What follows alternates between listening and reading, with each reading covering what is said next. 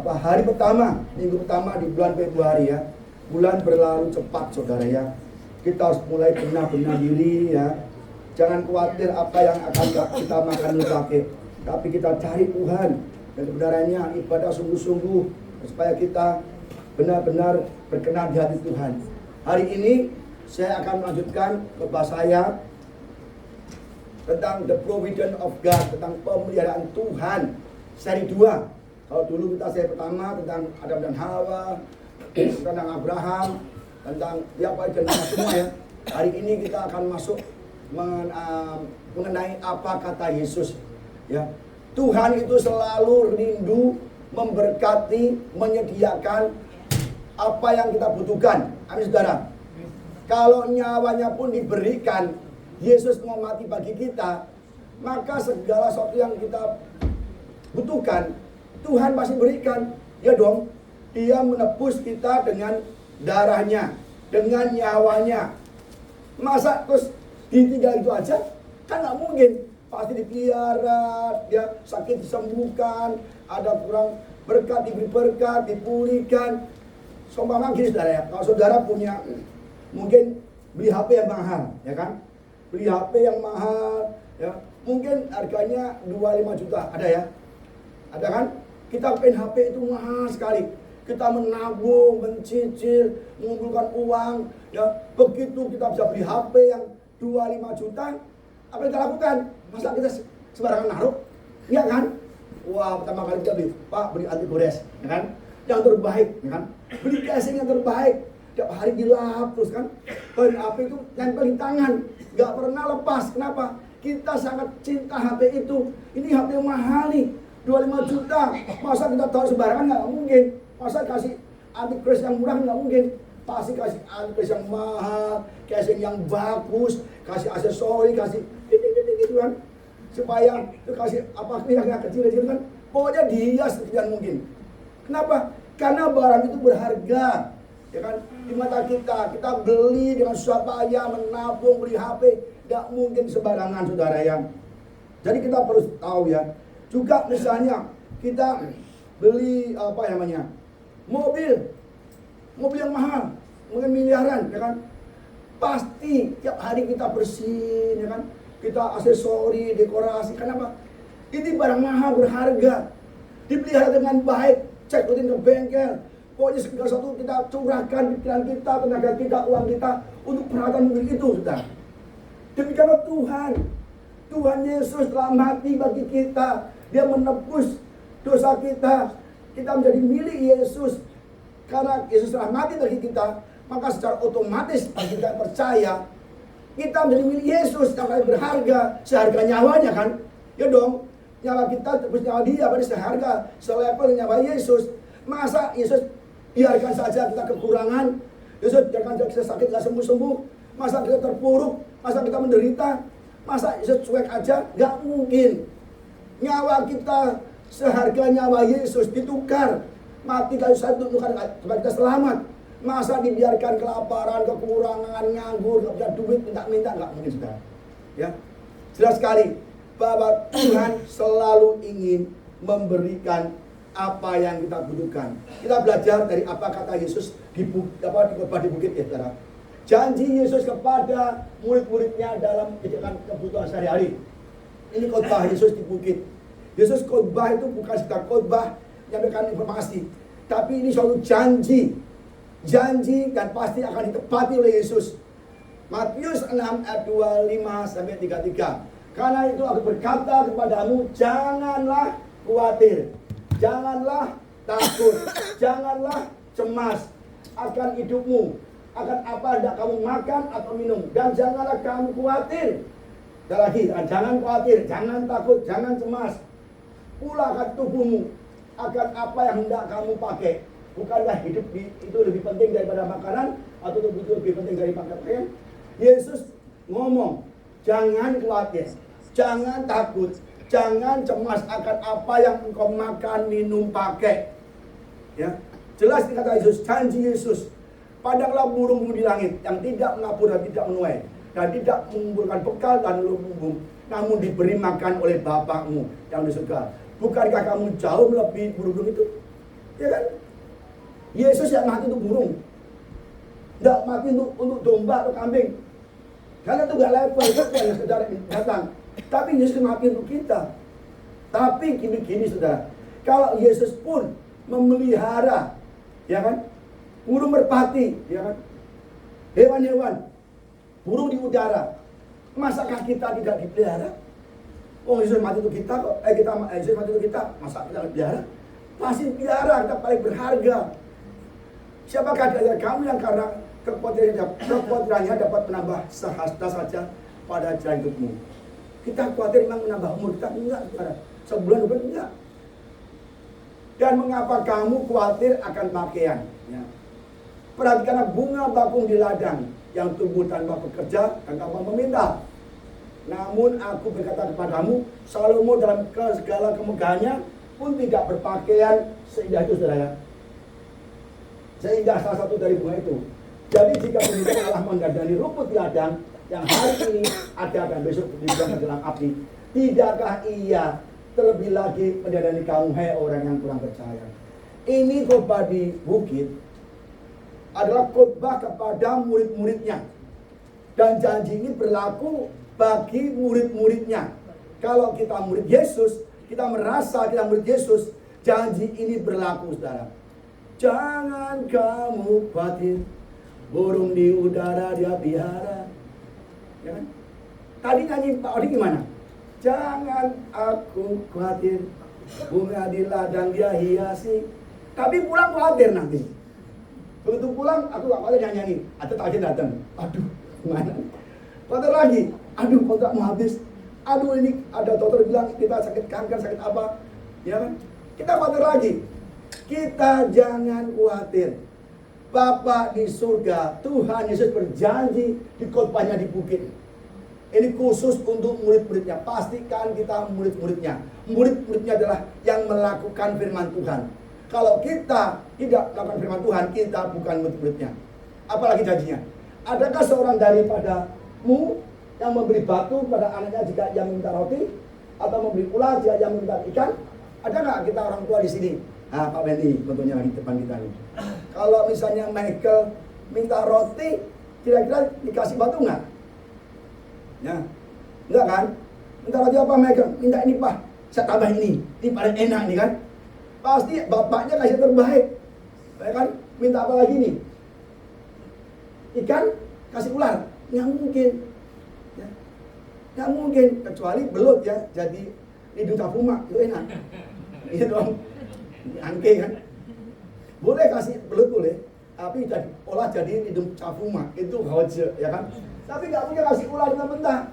Bapak di dunia, bapak yang jahat pun tahu mengetahui yang terbaik untuk anaknya, ya kan? Apalagi bapakmu yang di surga, ia akan memberikan yang baik kepada mereka yang meminta kepadanya. Masalahnya kita meminta nggak? Meminta nggak kita? Tiap hari kita mintakan doa, ya kan? Tapi Pak, saya ada doa Pak, tapi kok belum jawab Tuhan. Mengapa ya Pak? Doa saya banyak, tapi belum ada jawab Tuhan. Doanya mau sembuh, kok nggak sembuh? Doanya mau dipulihkan, nggak dipulihkan. Doanya mau laris, nggak laris. Kenapa Pak ya? Kita lihat berikutnya, slide berikutnya.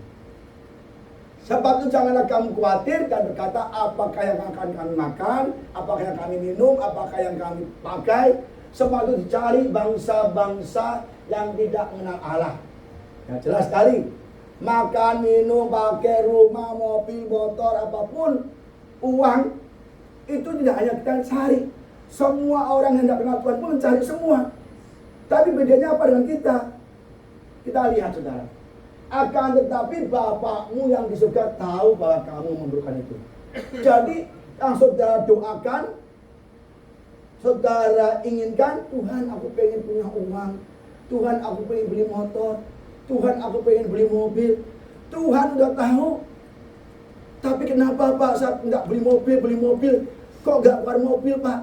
Tuhan ngomong, nak, kamu motor saja, bensin sering kosong, jarang kamu servis, oli jarang diganti. Kamu mau kasih mobil, kamu kalau kasih mobil nanti bayar bensinnya sudah 1 juta sebulan. Nanti servis 1 jutaan, bisa nggak? Tuhan tahu. kita membutuhkan apa? Kalau saya jual motor ya motor. Kalau udah motor setia, kasih mobil bisa.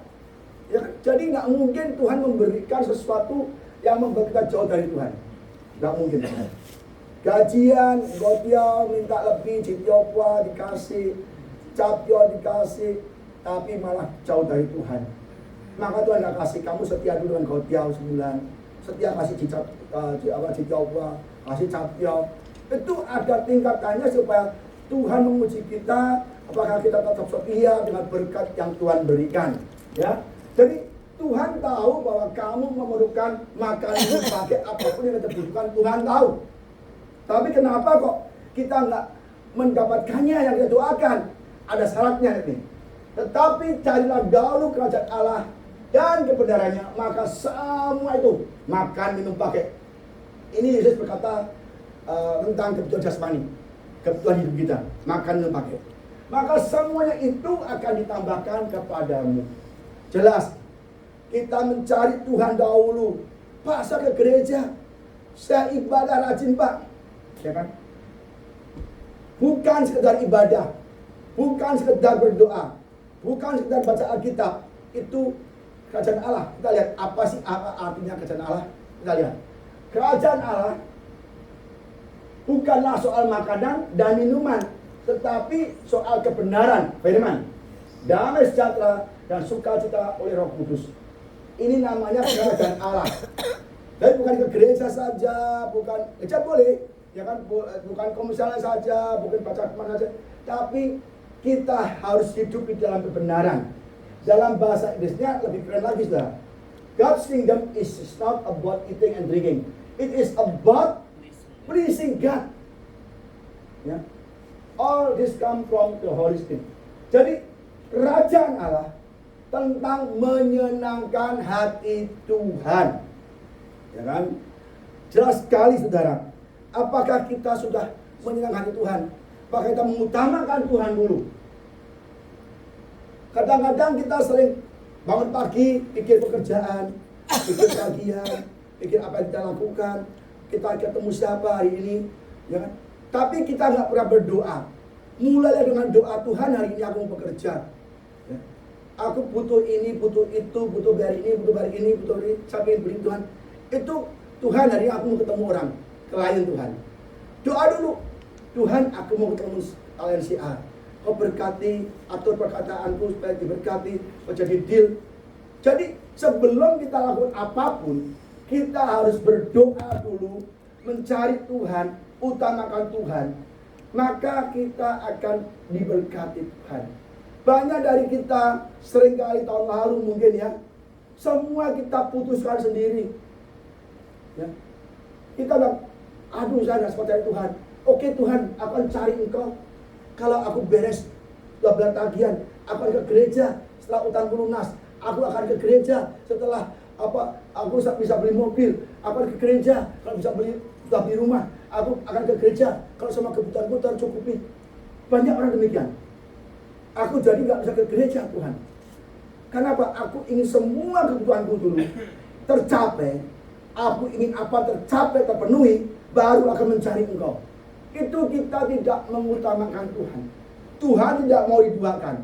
Kalau utamakan Tuhan, utamakan Tuhan. Baru terjadi semua yang ditambahkan, saudara. Kita kalau mau usaha apa, tanya Tuhan dulu. Mau bikin apa, tanya Tuhan dulu.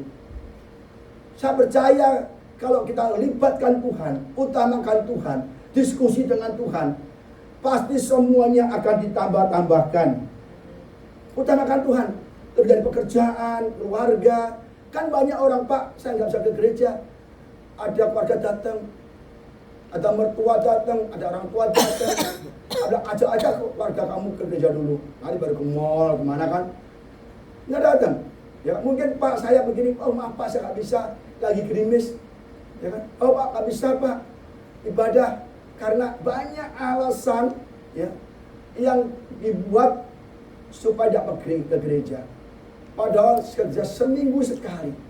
Saya percaya kalau saudara rajin beribadah di gereja, di rumah berdoa, baca firman, mengasihi Tuhan, utamakan Tuhan. Saya percaya segala kebutuhan saudara pasti akan diberikan Tuhan. Amin. Yang penting hidup ini telah menyenangkan hati Tuhan. Dia telah mati bagi kita, dicambuk, dipaku mati untuk kita. Dan kita adalah milik Yesus, dengan nyawanya diberikan untuk kita. Masa kita nggak bisa menyenangkan hati Tuhan? Kan namanya itu bokamsia, bahkan bocengli kan? Ya dong, bisa mati untuk kita, masa kita nggak suka? Utamakanlah Tuhan. Kalau kita jadi murid Yesus, utamakan Tuhan, maka khotbah di bukit ini akan terjadi. Karena bukit ini adalah khotbah untuk murid-muridnya. Ya, kita lihat. Petrus meninggalkan pekerjaannya untuk ikut Yesus. Ini keren lagi. Petrus ada nelayan, pengusaha ikan, ya kan? Kita lihat. Dan ketika Yesus sedang berjalan menyusur Danau Galilea, ia melihat dua orang bersaudara, itu Simon yang disebut Petrus dan Andreas saudaranya. Mereka sedang menebarkan jala di danau. Dan bekerja, menjala ikan. Mereka sedang menebarkan jala danau sebab mereka menjala ikan. Ya dong, menjala ikan mesti menebarkan jala, ya kan? Yesus berkata kepada mereka, mari ikutlah aku dan kamu akan menjadikan penjala manusia. Kita lihat saudara, lalu mereka pun segera meninggalkan jalannya dan ikut Yesus. Berlama-lama enggak? Tunggu dah, oh Tuhan, jangan dulu Tuhan. Tuhan tunggu di pantai ya. Ini aku lagi jalan ikan, tunggu ikan perahu penuh, dapat perkataannya, kebutuhanku terpenuhi, aku nanti ikut kau Yesus. Tunggu Tuhan, ditanggung lagi jalan ikan. Kan dapat ikan 5 ember aja, aku ikut Yesus. Karena aku targetnya 5 ember hari ini.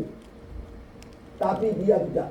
Segera saat itu juga dia meninggalkan jalannya untuk dia.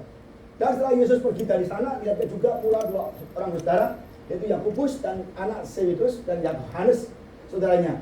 Bersama ayah mereka, Zebedus, sedang membereskan jalan dalam perahu. Yesus memanggil mereka dan mereka segera meninggalkan perahu serta ayahnya lalu ikut dia. Hebat sekali. Ini 4 pertama nelayan. Sederhana. Nelayan, nggak pandai, nggak punya titel, nggak kaya, tapi dia punya hati yang mau mengutamakan Yesus. Yesus panggil mereka segera, nggak berlama-lama. Tuhan, tunggu dulu ya Tuhan. Aku hari ini belum makan nih karena belum ada lauk, belum ada ikan. Saudara, kalau ikut Tuhan dulu, Yesus dulu, Tuhan akan memberikan apa yang kita butuhkan. Amin. Petrus mengikut Yesus dengan segera. Maka apa hasilnya? Petrus menjala ikan yang banyak. Petrus itu ikan dikasih 2 perahu penuh. Ia ada 2 perahu di tepi pantai. Nelayannya telah turun dan sedang membasuh jalannya. Ia naik dalam salah satu perahu itu, lalu itu perahu Simon, dan menyuruh dia supaya menolak perahunya, bahkan perahunya sedikit jauh lebih dari pantai. Lalu dia duduk dan mengajar orang banyak di atas perahu.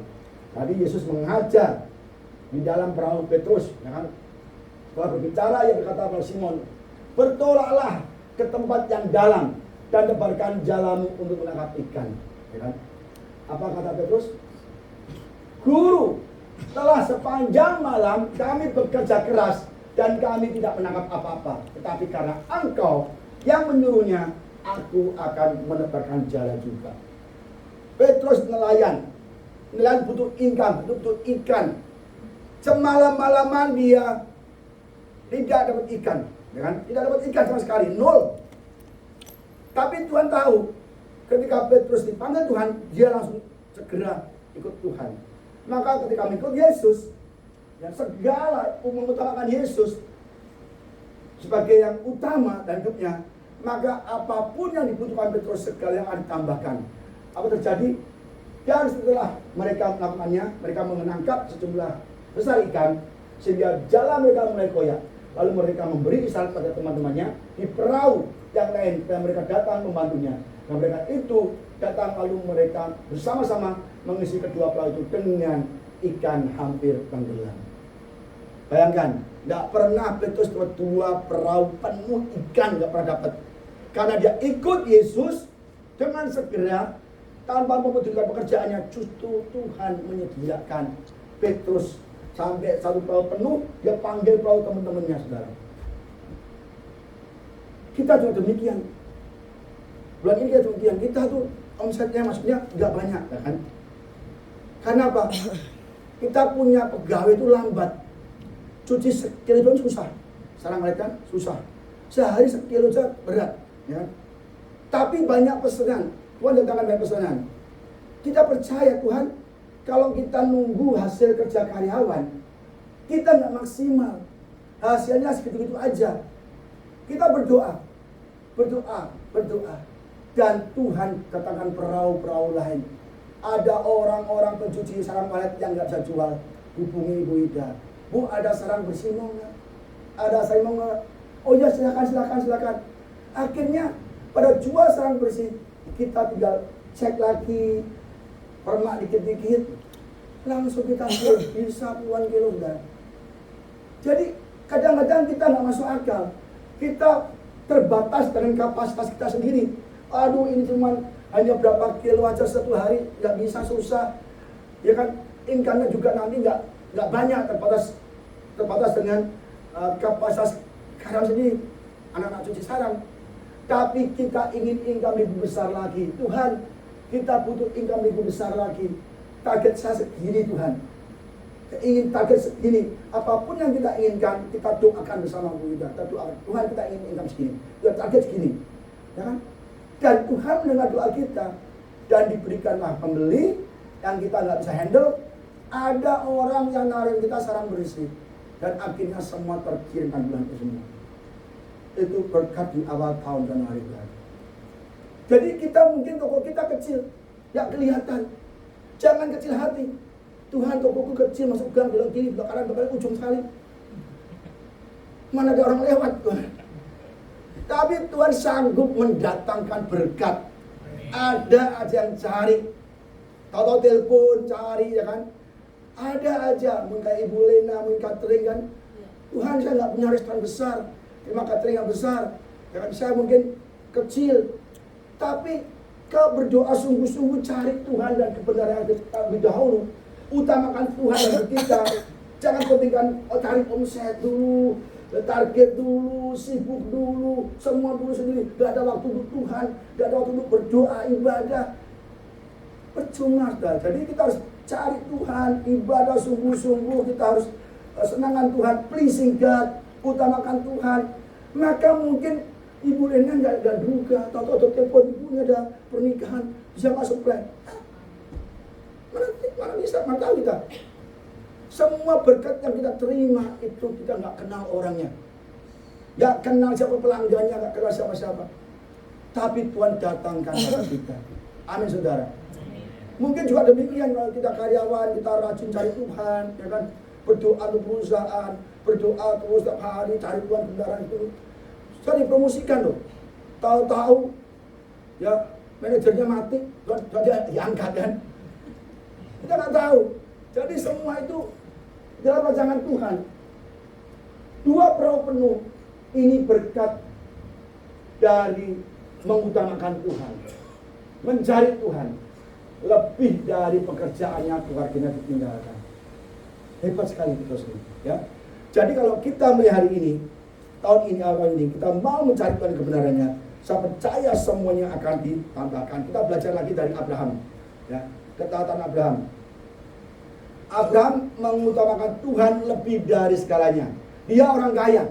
Abraham saudaranya kaya raya, keluarga besarnya kaya raya. Dia tinggal di Haran, kan, bersama Lot, sama ayahnya itu semua paling kaya, dan dia juga tidak nganggur, dia punya ternak hebat. Tapi dia dipanggil Tuhan ke negeri yang tidak tahu kemana. Abraham mau pergi dari keluarganya, meninggalkan zona nyamannya. Berfirmanlah Tuhan kepada Abraham, pergilah dari negerimu. Tuhan, aku enak di sini Tuhan, nyaman di sini. Kau harus pergi keluar dari negeriku Tuhan, dari sanak saudaramu. Loh, kok aku disuruh pergi meninggalkan keluarga besarku nih, dari rumah bapamu ke negeri yang akan kutunjukkan padamu. Kemana Tuhan? Udah, pergi dulu, nanti aku tunjukkan kepadamu. Gak jelas. Mau nggak sudah pergi gak jelas? Kalau saudara di Abraham gimana? Udah kaya raya, mobilnya banyak, punya usaha, punya macam-macam. Tinggalkan pekerjaanmu, kamu pergi ke tempat di pedalaman untuk melayani jemaat di sana. Mau nggak kira-kira? Aduh Tuhan, di Jakarta enak, aku udah punya rumah, punya mobil, income besar, masa aku disuruh ke pedalaman untuk menginjil? Nggak mau kan? Itu posisi Abraham saat itu. Dia tapi cinta Tuhan. Aku akan membuat engkau menjadi bangsa yang besar dan memberkati engkau serta membuat namamu masyhur dan engkau akan jadi berkat. Kalau Abraham keluar dari saudara yang ikut Yesus, utamakan perintah Tuhan, dia akan diberkati. Bangsa yang besar, namanya akan masyhur dan Abraham akan jadi berkat. Itu baru janji, belum ada bukti kan? Tapi Abraham punya iman. Dia percaya sebelum dia melihat kenyataannya. Dia percaya dia keluar dari negerinya ke negeri yang dia belum tahu kemana. Itulah Abraham. Dia cinta Tuhan. Ya. Aku akan memberkati orang-orang yang memberkati engkau dan mengutuk orang-orang yang mengutuk engkau. Dan olehmu semua kaum di muka bumi ini akan mendapat berkat. Lalu pergilah Abraham seperti yang diperintahkan Tuhan padanya. Ya, jelas sekali bahwa Abraham pergi meninggalkan kenyamanannya, hartanya, keluarga juga. Tapi pada besarnya, usahanya ke negeri yang dia nggak tahu. Dia ikut saudara. Maka dia benar-benar berkati Tuhan. Maka dia bapak beriman. Bahkan anaknya pun diminta, Abraham, anakmu satu-satunya yang tunggal yang kau kasih berikan padaku sebagai korban bakaran. Bayangkan, anak yang imut-imut mau disembelih, ya kan, di korban bakaran. Tuhan, aku nunggu 25 tahun, anaknya baru tumbuh cantik, hebat, ganteng, masa mau disembelih Tuhan? Kalau Tuhan minta 10 ternakku, aku kasih kok Tuhan. Tapi ini anak satu-satunya aku kasih yang tunggal. Kenapa harus disembelih dari korban bakaran? Dia bisa ngomong gitu. Tapi Abraham tidak mau. Dia tetap pagi-pagi berangkat sama Ishak dan dikorbankanlah Ishak.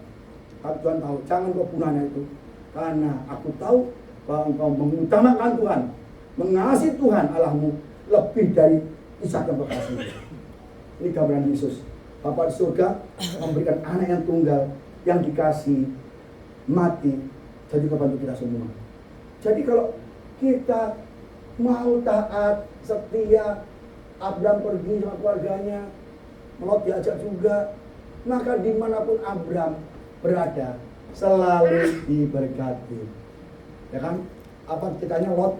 Lot, kalau kamu ke kanan, aku ke kiri. Kalau kamu kiri, aku ke kanan. Lot, lihat yang indah-indah di mata dia. Tanah di dekat Sungai Yordan, ya kan? Sodom, kota Sodom.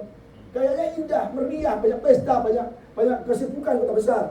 Tapi Lot hancur di situ. Harganya kan? Tapi Abraham lihat gersang-gersang itu, dimanapun gersang Abraham tempatkan, diubah menjadi subur.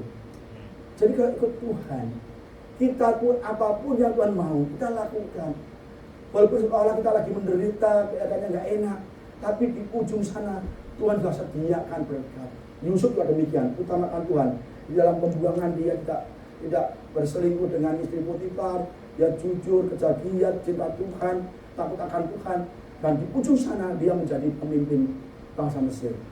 Jadi ingat sudah, tahun ini Tuhan sudah menyediakan berkat yang berlimpah-limpah untuk kita semua. Amin saudara. Asalkan kamu takut akan Tuhan, hidup dalam kebenaran, jangan dendam, jangan kepahitan, jangan menyerang, jangan iri hati. Ya boleh, iri hati itu kayak tadi Lucifer, kita akan mati. Jangan berbohong juga, jangan. Hidup benar pada Tuhan. Saya percaya apapun yang kita kerjakan, pasti Tuhan berikan dengan berlimpah-limpah. Jangan kita pagi-pagi mikir utang, jangan mikir tagihan datang, ini banyak pengeluaran, listrik. Itu sudah kita alami semua. Tapi kita kali ada tagihan apapun, kita nggak pernah khawatir. Ya, kita kalau nyanyi bener loh. Jangan kamu khawatir, burung di udara dia pelihara. Keren banget nyanyi, ya kan? Tapi di rumah khawatir terus, ya kan? Aku sih nggak mau khawatir Pak, tapi tagihan datang terus Pak. Kalau tagihan nggak datang lagi, aku nggak khawatir. Tagihan datang aja, ya kita khawatir lah Pak. Lah kita nyanyi buat apa saudara? Ya, jadi hari ini janganlah kamu khawatir, janganlah kamu cemas, ya. Kita lihat lagi, Ishak sangat diberkati karena mengutamakan Tuhan. Jadi banyak contoh di Alkitab, barang siapa yang mengutamakan Tuhan, di atas keluarga dan pekerjaan dan apapun pasti diberkati. Kita lihat ya Kejadian 26 ayat 25. Setelah itu Ishak mendirikan mezbah di situ dan memanggil nama Tuhan.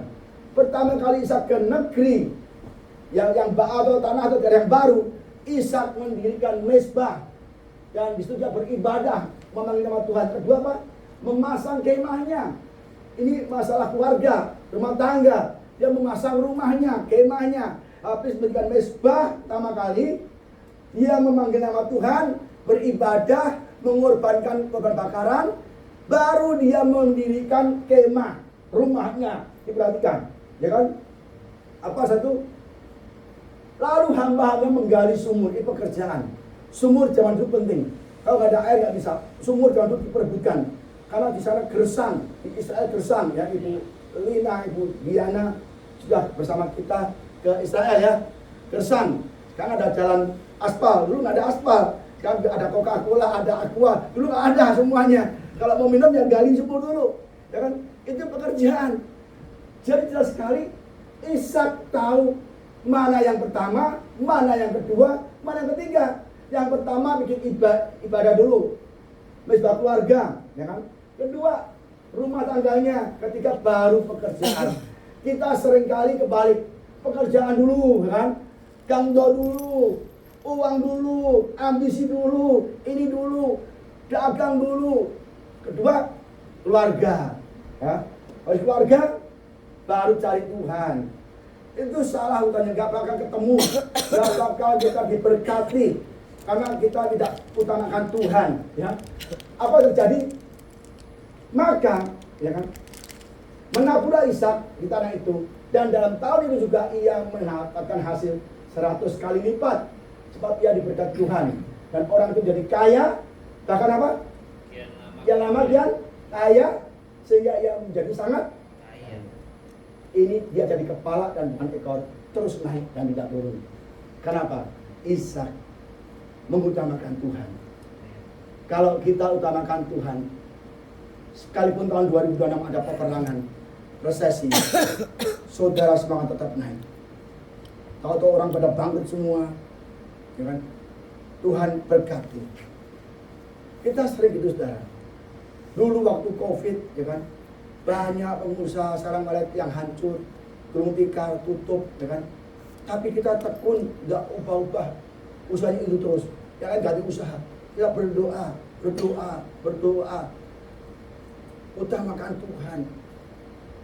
Sampai sekarang kita masih diberkati Tuhan dalam usaha yang sama.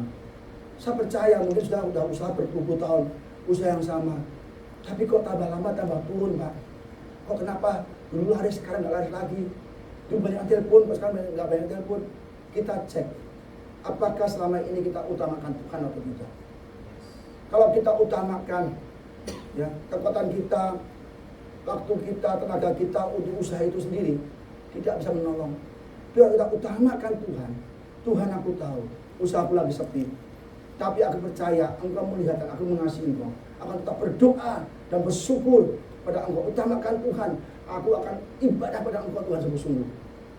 Maka pekerjaan kita akan diberkati Tuhan terus naik. Tapi seringkali orang susah sekali untuk mencari Tuhan dulu. Tuhan nggak ngomong gini, cari aku, ada aku berkati. Cari aku kalau kamu sempat. Cari aku kalau engkau ada waktu. Cari aku kalau kau sudah laris. Cari aku kalau kau sudah kaya. Enggak. Cari aku dahulu. Cari dahulu aku. Seek first. Jangan kamu sudah cari aku. Ya.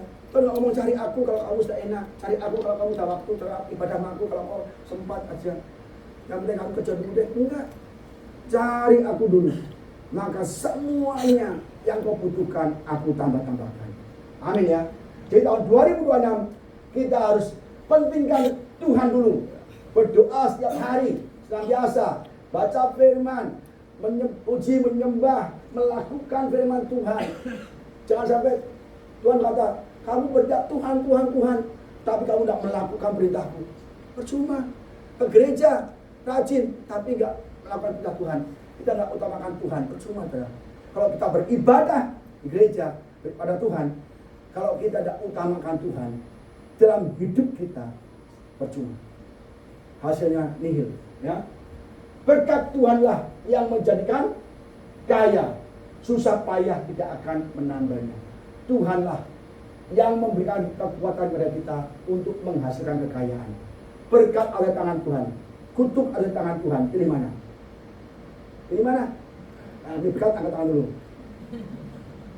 Angkat tangan nih, berkat ya. Kutuk mau nggak? Angkat tangan yang kutuk. Nggak mau kan? Boleh berkat semua kan? Kalau mau berkat semua, mulai hari ini cari Tuhan dulu. Hidup dalam kebenaran dulu. Karena apa? Kerajaan Allah adalah kebenaran, sukacita, damai sejahtera, dan menyenangkan Tuhan.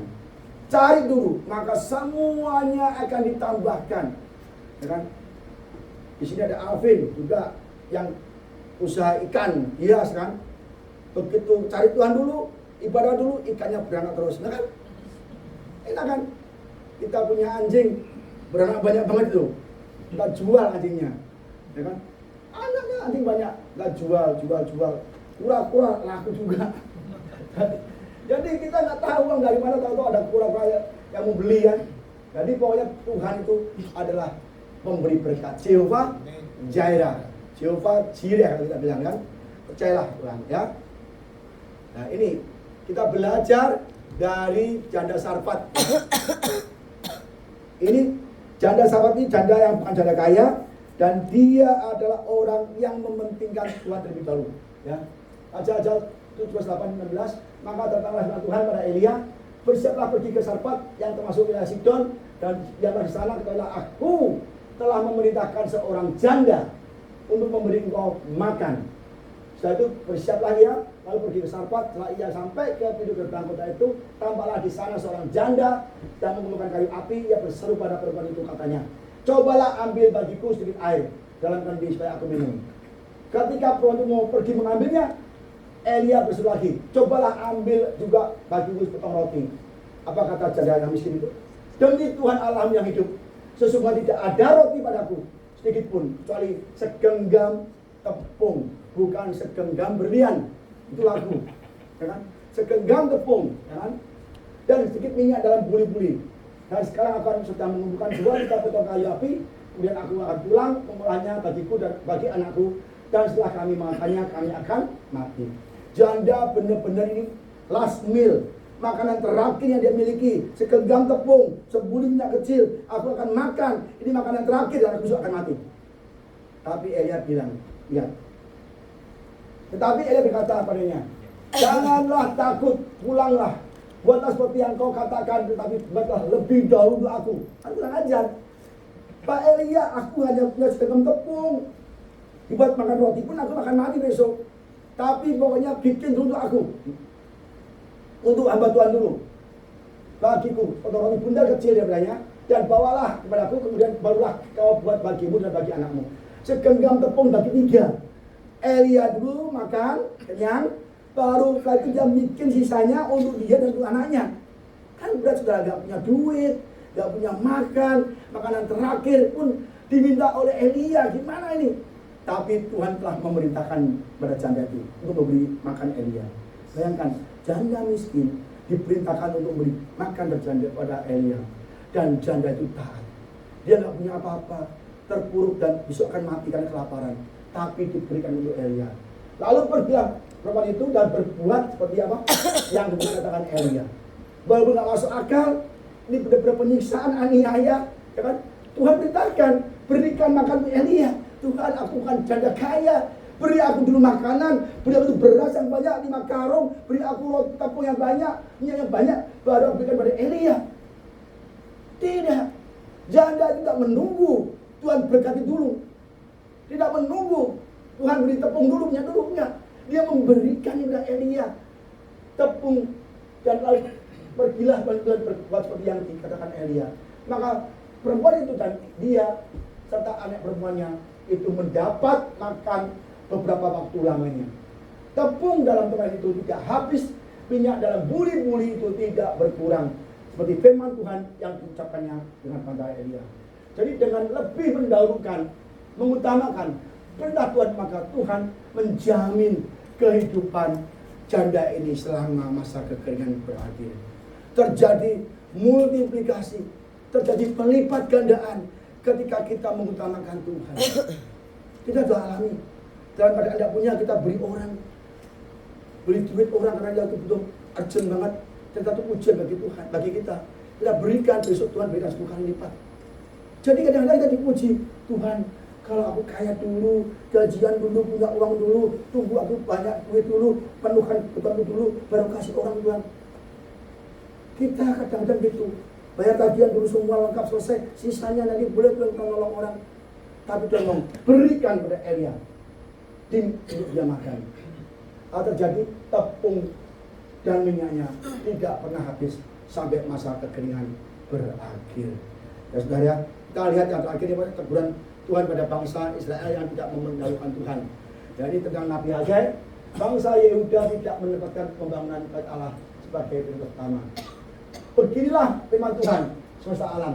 Bangsa ini berkata, sekarang belum tiba waktunya untuk membangun kembali rumah Tuhan. Jadi bangsa Israel dibebaskan dari pembuangan 70 tahun. Ketika dibalikan ke Yerusalem, mereka lupa Tuhan. Mereka membangun rumah sendiri yang bagus-bagus, bikin usaha ternak, pertanian yang bagus-bagus, dan dia membiarkan rumah Tuhan menjadi puing.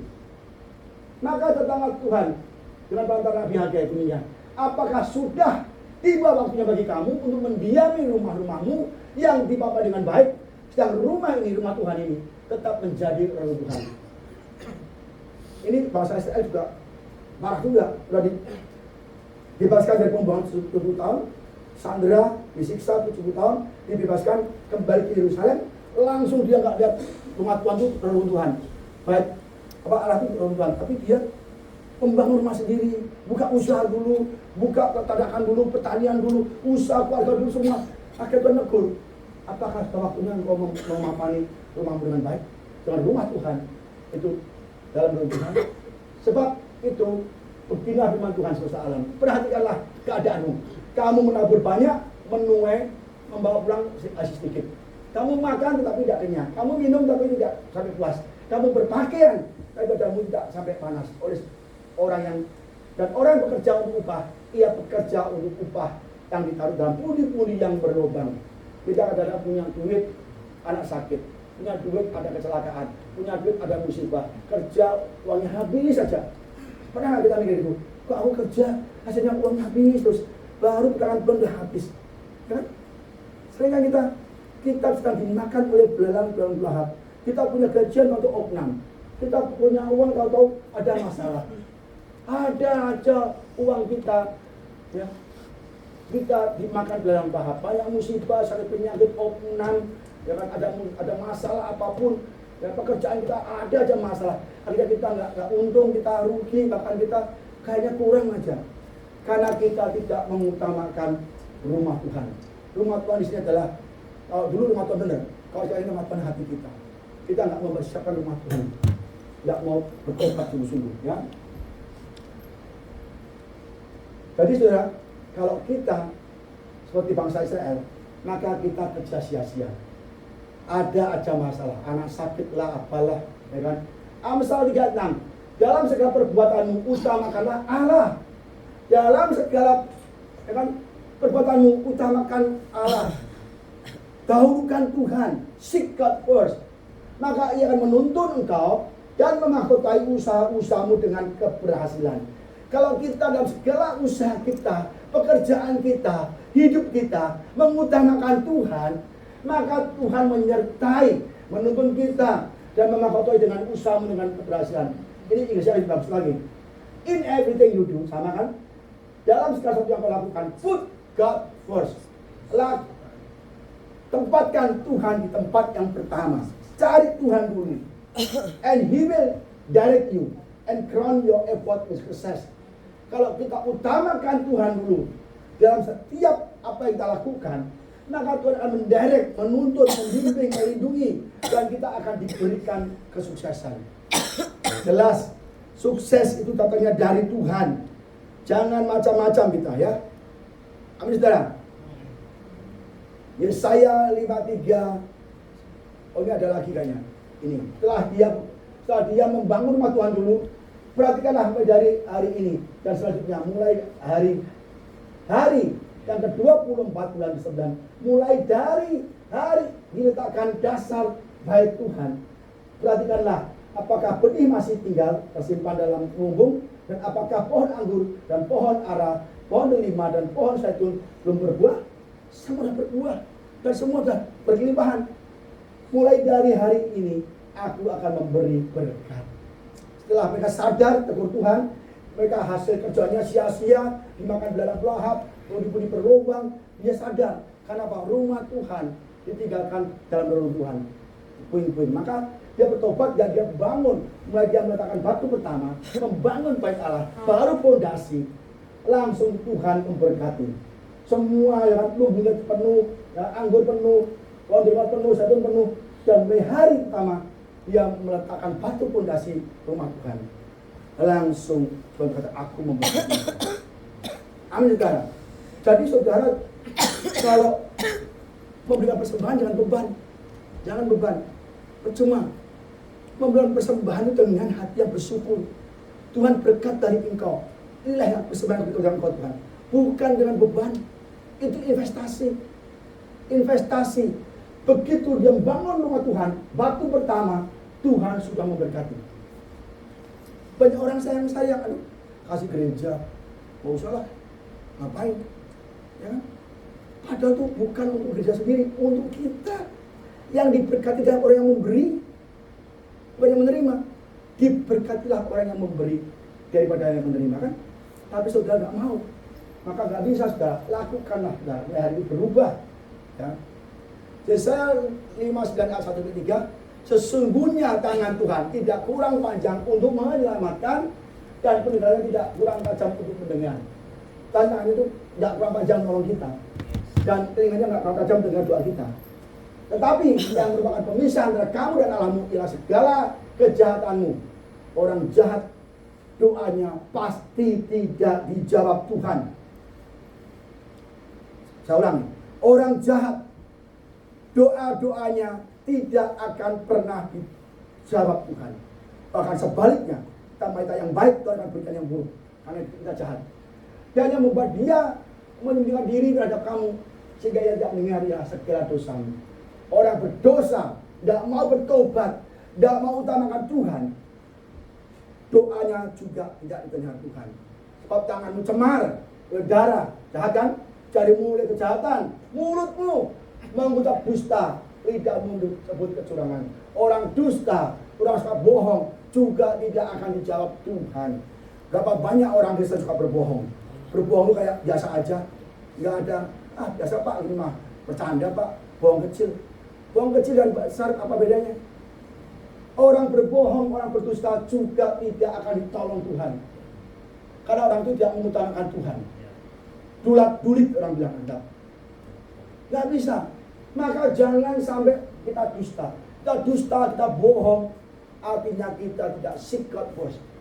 Kita utamakan Tuhan, tapi utamakan dusta. Setan itu ya. Yohanes 15:1-7. Jikalau kamu tinggal dalam aku, dan firmanku tinggal dalam kamu, ingat, firmanku tinggal dalammu. Kebenaran.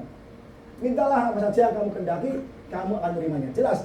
Kalau kita tinggal dalam Tuhan, yaitu firman Tuhan, kebenaran firman-Nya ada pada kita penuh kasih, sukacita, sabar, kemurahan, kelemah lembutan, kesetiaan, penguasaan diri.